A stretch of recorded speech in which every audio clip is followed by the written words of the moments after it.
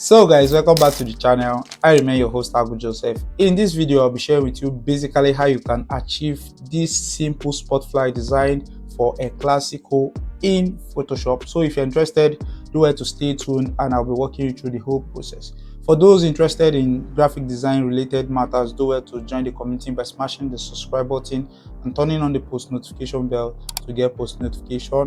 As usual, thank you my returning subscribers for always returning, and please I'm begging you, if you gain value from this video, please leave a like on this video. Please and please leave a like on this video. This is the only love and support you can actually give me as it stands right now. So I have to start with creating the canvas. So click on new file and have the new document panel. We're creating a design that will be used across social media platforms. Okay, so unit of measurement is usually set on pixel 1080 by 1350. That is the dimension for the portrait frame size of your social media platforms. Okay, so resolution, you can scale it to either 72 or 100, but if your PC is of low spec, do a scale it down to around 72 or 100. That basically works, but I'm setting this for 300 and set the color mode on RGB because this will be posted across social media platform and it will be used across mobile devices as well. So you can go ahead to give your project any name of your choice and click on the create. So we have our canvas here, and the next thing we have to do is to bring in the resources I'll be using to create this design. So I'll go ahead to the file part where I have the resources, and all I have to do is to drag them into the Photoshop workspace. Okay, so that is in terms of this. So after I'm done, I would like to fit this into my screen like this, and we are good to go. So the first thing has to do with creating of the design background. I'll have to start with creating of the background. So I have to take this down here. Okay, turn off this. Okay, select this, make sure this is selected, hit Ctrl T. You can scale this out like this, and you can choose to position it this way or rotate it, depends on what you have in mind. Okay, afterwards you can click on this to add a layer mask. Pick your brush to and make sure your foreground is set on black. Okay, scale up the size of your brush using the square bracket key beside the P button on your keyboard. I state it, P button on your keyboard, the bracket key beside the P button. That's what you use to scale up the size of your brush after selecting the tool. Okay, make sure the opacity and flows are set on 100, your foreground is set on black, and this mask layer is on what? Selected. So you come over here, you just brush out like this and take out some of these, we don't need them. Okay, so afterwards what we might need is to change the blending mode of the layer. So select the thumbnail of the image, select the blending mode and change this to luminosity, and all we have to do here is to basically reduce the fill. Okay, so just scale down the fill radius to around let me see. Okay, this works perfectly well for me. Okay, I can choose to still take this up. It all depends on what you have in mind. So coming over here as well, I have to hit Ctrl T, scale this out properly like this.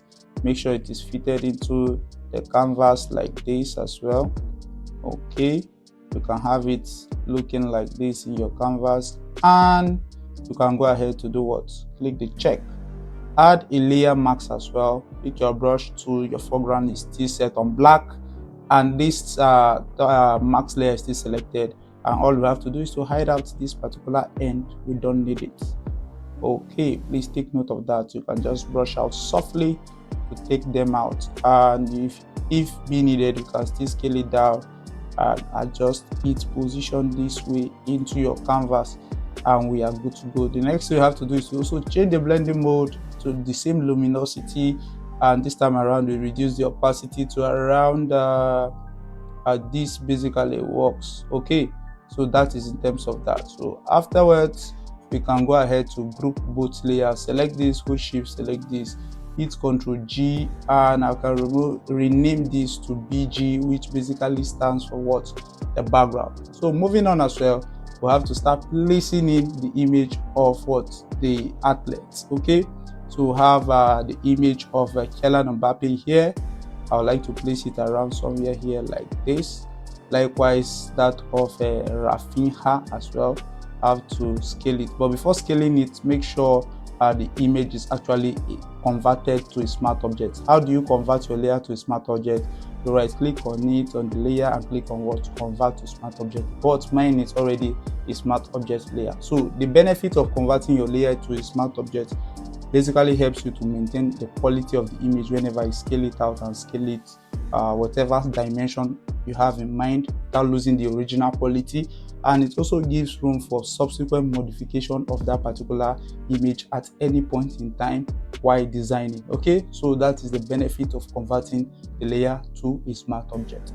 So moving on as well, I have to scale up this Raphinha image to the size of that of Kylian Mbappe. Make sure they have the same weight and height in terms of thickness. Okay, I think I can do this way. I can take this out a little bit like this, and I think I should reduce this a little bit, and we are good to go. So I'll bring both layers side by side each other like this, select them holding Shift, Ctrl T. I choose to scale it down like this, make sure they are centered, aligned. Okay, so moving on, I can move this to this other end like this, create space between them, select them again. This time around, after selecting both layers, hit Ctrl G to group them. I can call this back. Okay, and I'll hit Ctrl T, and I'll make sure they are what? Properly aligned to the center. Okay, so take note of that, and we are good to go. So moving on as well, I can choose to add a mask layer here, and pick the brush to the black is set as our foreground. Black is set as our foreground. The mask layer is selected, so I can just soften the edge of what? This athlete image like this. So I can scale down the size using the square bracket key beside the P button, as I stated earlier, and crop out these edges this way. Okay, so that is in terms of that. So the next thing I have to do is to enable that of Jude Bellingham is also converted to a smart object already.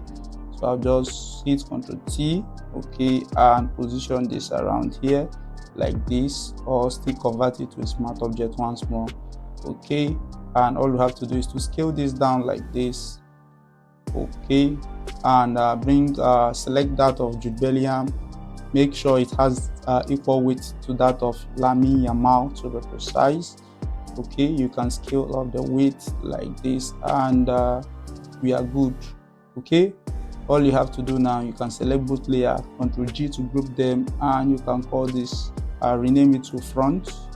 Okay, basically what I'm trying to do here is to keep my layer neat and organized, not crowding the layer panel.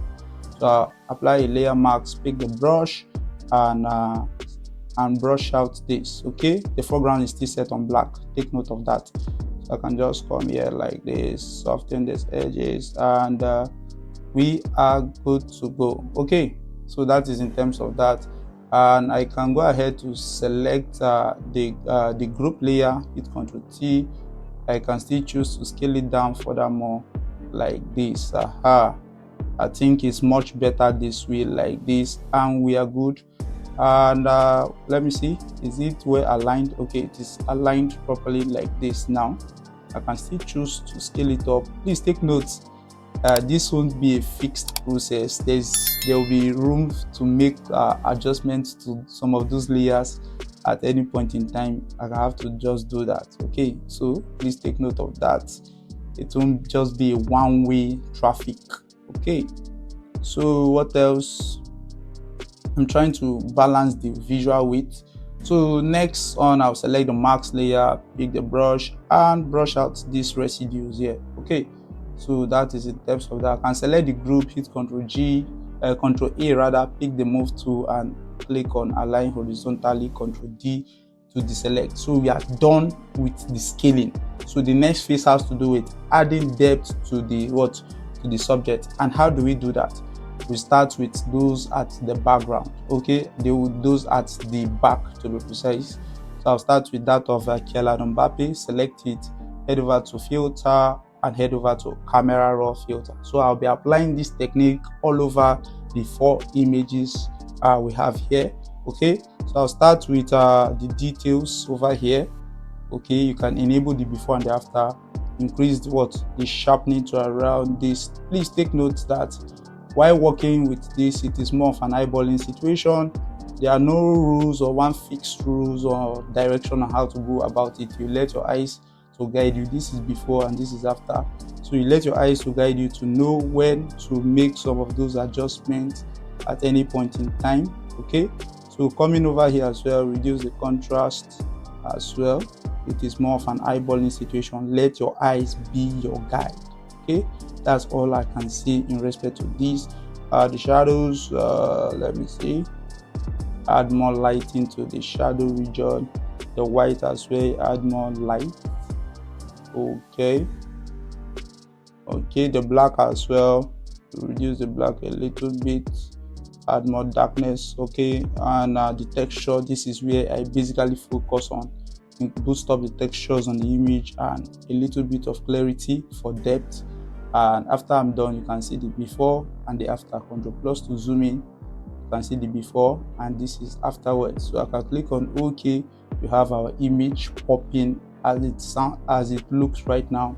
I can still add more depth by going to, let me see, sharpen more, and you can see more depth has been added to that of Kylian Mbappé. So heading over to that of Raphinha, apply the same camera raw procedure. It is more of an eyeballing situation, so I can't just apply the effect on Kylian to this just like that. No, the images were shot from different situations. Okay, so I can enable the before and the after. I'll have to start with the camera raw here with the basics. So I won't touch the exposure. The exposure is okay to me.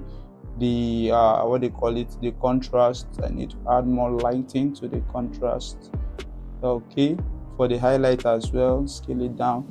For these shadows, add more light to those dark areas. Okay, move to the white as well. So you boost the lighting around the white regions.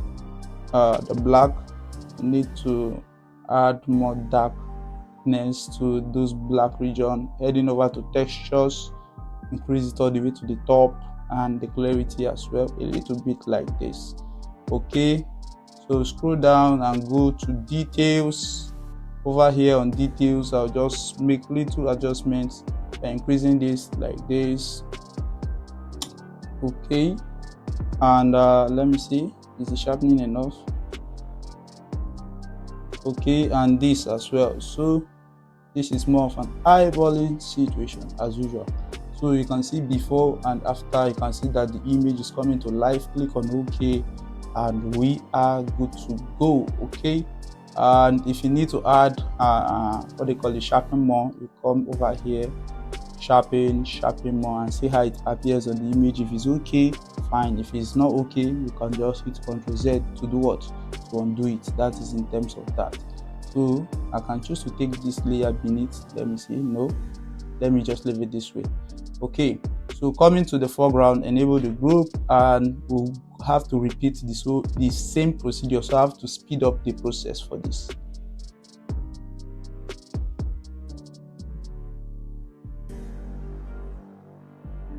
Okay, so that's for the camera raw. We are done applying the camera raw. So in the final phase has to do with adding the information of what this particular event. So I'll be speeding up the process of doing that, and I'll be explaining that in details afterwards. So for the information over here, we have this particular text, and I created this text using the Montserrat to be precise. You can see it here, Montserrat, and the opacity of this is set on 29. Okay, so I just pick the black color and reduce the opacity to around 29. And for this particular text here called Real Madrid, I made use of a font called Air Americana. That is the name of the font, and the link to that will be in the video description as well. The same font I used for this, I downloaded this as well from the image, and for this as well, I made use of the Montserrat font for this to place in the date and time of this particular event. That is in terms of that. So, and all I had to do was to group everything into one group. Likewise, this, keeping this aside. Okay, so on the final note, I added a noise texture. Okay, this noise texture, how did I create it? All I had to do was to select the layer at the top, hit Ctrl Shift N on the keyboard, and this dialog box comes up. Give it a name, call it noise, change the blending to soft light and click on the 50% gray option and click on OK. Right click, convert to smart object, head over to filter, head over to noise, add noise, and I scaled the noise to around 18.23, setting this on uniform and monochromatic was checked. Okay, so that was how I was able to create this noise texture you have looking over the whole design. Okay, so moving on as well, I also created this particular solid color. So I came over here and apply a solid color, give it a white, click on OK. All I had to do was to change the blending mode to this and reduce the opacity to around 50. That was what I did here. Okay, so I have to just delete this. You can see it on this soft light and what 50% of what opacity. So for the final note, I would like to select this back group layer here, come over here and apply a white color like this. Okay, select the mask, hit Ctrl I to invert the mask, pick your brush, make sure the mask is still selected and your foreground is set on white. White basically enables us to reveal what is hidden here. So I can reduce the flows of my brush to around let me see 40 something. This is me controlling the strength and intensity of my brush strokes. So I can just come here, apply some light reflection as if there is more details coming from what the background. Okay, so I'm trying to control the intensity of the lighting as well. So that is in terms of that. So I think we are done with this. So ladies and gentlemen, we have come to the end of this. If you do gain value, do it to leave a like on this and drop your thoughts and comments in the comment section. Please and please, I'm begging you, do it to leave a like on this. This is the only support you can actually give me as it stands right now. Support me by leaving a like, drop your thoughts and questions in the comment section, and also if you are new to the channel, do it to smash the subscribe button and turn on the post notification bell to get a post notification whenever I upload new content. And to our returning subscribers, thank you guys for always watching. As usual, I'll see you in the next.